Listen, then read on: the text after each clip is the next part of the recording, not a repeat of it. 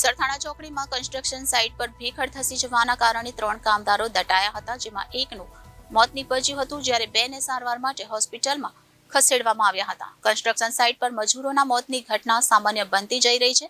સુરત જેવા ઔદ્યોગિક શહેરમાં કન્સ્ટ્રક્શન સાઇટ પર નિર્દોષ મજૂરો કામ કરતા સમયે પોતાનો જીવ ગુમાવી રહ્યા છે, ત્યારે ફરી એક વખત સરથાણા વિસ્તારમાં ગઢપુર ચોકડી પાસે કન્સ્ટ્રક્શન સાઇટ પર દુર્ઘટના બનતા એક કામદારનું મોત નીપજ્યું છે.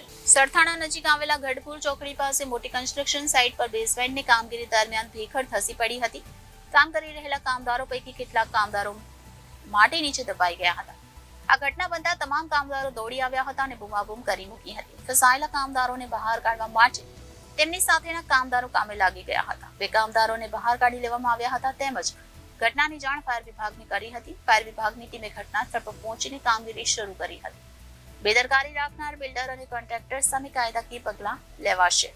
અન્ય મજૂરો દ્વારા કહેવામાં આવ્યું છે કે હજી એક કામદાર માટી નીચે દબાયો છે. ફાયર વિભાગે જેસીબી મશીનની મદદથી માટી દૂર કરવાની કામગીરી શરૂ કરી હતી. કામદારને બહાર કાઢતા તેનું મોત થયું હોવાનું જણાઈ આવ્યું હતું. આ પ્રકારની કન્સ્ટ્રક્શન સાઇટ પર બિલ્ડરો દ્વારા યોગ્ય સાવચેતી રાખવામાં આવતી હતી. ત્યાં કામ કરતા કામદારો માટે જ સેફટીની વ્યવસ્થા હોવી જોઈએ, તે પણ કરવામાં આવી નથી.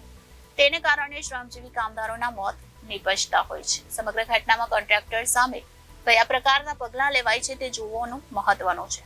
બિલ્ડર આશિષ પટેલ સાથે ટેલિફોનિક સંપર્ક કરવાનો પ્રયાસ કર્યો હતો. તેમનો ફોન રિસીવ કર્યો અને કહ્યું કે ઘટના વિશે મને કોઈ માહિતી નથી અને ફોન કટ કરી દીધો હતો. કન્સ્ટ્રક્શન સાઇટ પર બેદરકારી રાખનાર બિલ્ડર અને કોન્ટ્રાક્ટર સામે કાયદાકીય પગલાં લેવાશે કે કેમ તે ચર્ચા શરૂ થઈ ગઈ છે. ફાયર ઓફિસર સુનિલ ચૌધરીએ જણાવ્યું કે ખબર મળતાની સાથે જ અમારી ટીમ ગઢપુર ચોકડી ખાતે ચાલતી કન્સ્ટ્રક્શન સાઇટ પર પહોંચી હતી. ત્યાં જોયું તો સાઇટ ખૂબ મોટી હતી અને અંદાજે 50 થી 60 જેટલા મજૂરો બેઝમેન્ટનું કામ કરી રહ્યા હતા. કન્સ્ટ્રક્શન સાઇટ પરથી એવું જણાઈ રહ્યું હતું કે આ રેસિડન્ટ બિલ્ડિંગ બનતી હશે. ભેખડ ધસી જવાને કારણે 3 કામદાર દટાયા હતા, જેમાંથી 2ને હેમખેમ બહાર કાઢી લેવાયા હતા, પરંતુ એક કામદાર માટીની નીચે દબાઈ ગયો હતો, જેને જેસીબી મશીનથી બહાર કાઢ્યો હતો. જોકે ખૂબ જ કાટમાળ નીચે દબાવવાને કારણે તેનું મોત નીપજ્યું હતું. મરણ જનાર કામદારનું નામ મોહમ્મદ ઝાફીર છે, તેમજ અન્ય કામદાર લાલા છપરી અને અંસુલને સારવાર માટે હોસ્પિટલમાં ખસેડવામાં આવ્યા છે.